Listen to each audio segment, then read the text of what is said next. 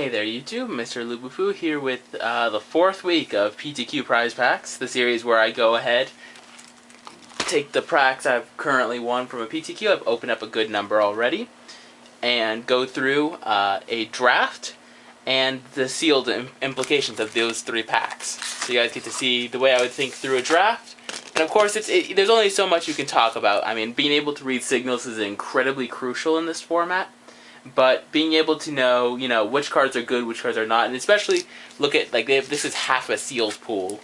Certainly a good way to go. So each episode, again, comes out on Friday. And those of you who've been watching know that any card that I think is worthy of the first pick, I bring to the front.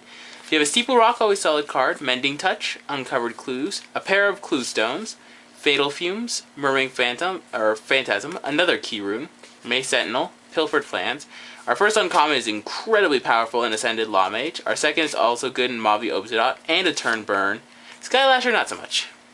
So basically we get our choice of three uncommons here. We have Lawmage, Obsidian, or turn burn. Those three are by far the most powerful cards in the pack.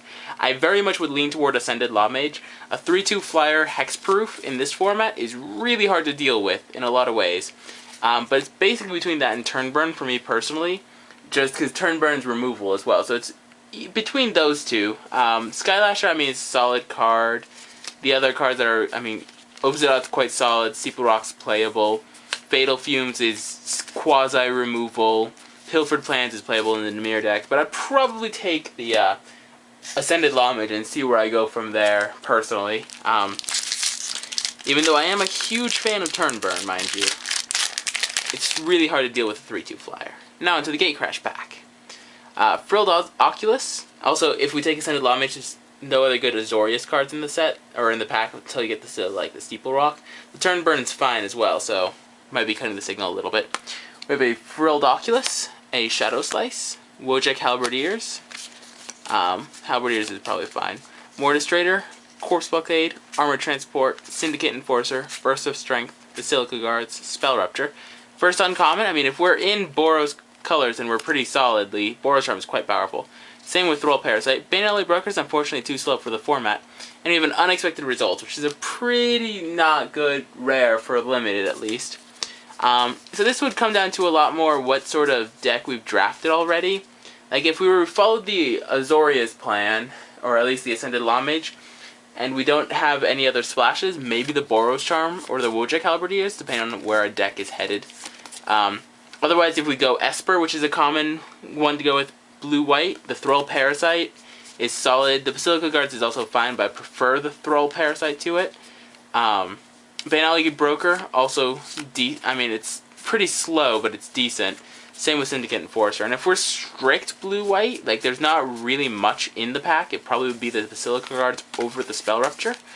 But I don't know. This one would depend a lot more on what our deck is. If we're going to America, then definitely probably the Boros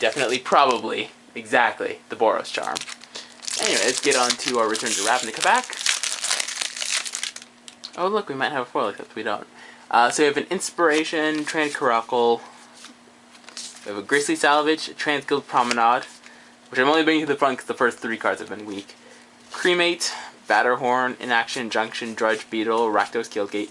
Void Wielder is quite a powerful card, actually. Our first uncommon is Soul Tithe, our second is Ultimate Price, our third is New Prov Guildmage, and an Electors.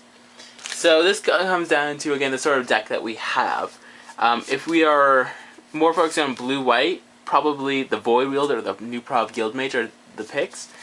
If you have a very, very slow Dirtly deck and you think you can protect it, this is a win condition. Mind you, not a good one.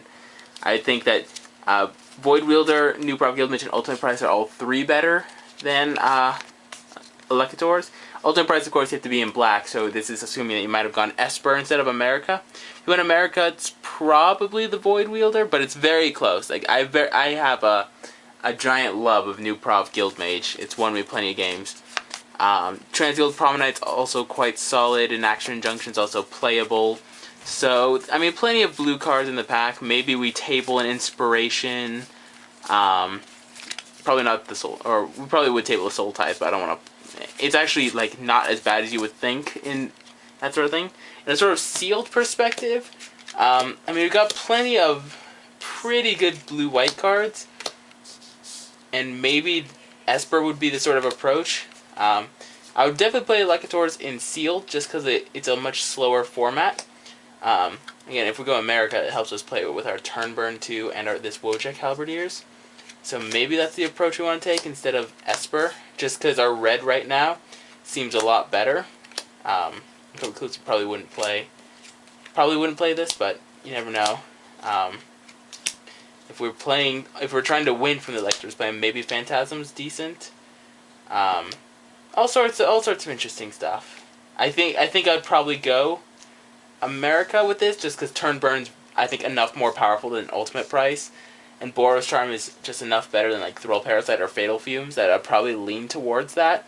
But definitely blue-white might be the starter, just because of Ascended Law Mage and New Prov Guild Mage are just more powerful than anything else in the packs.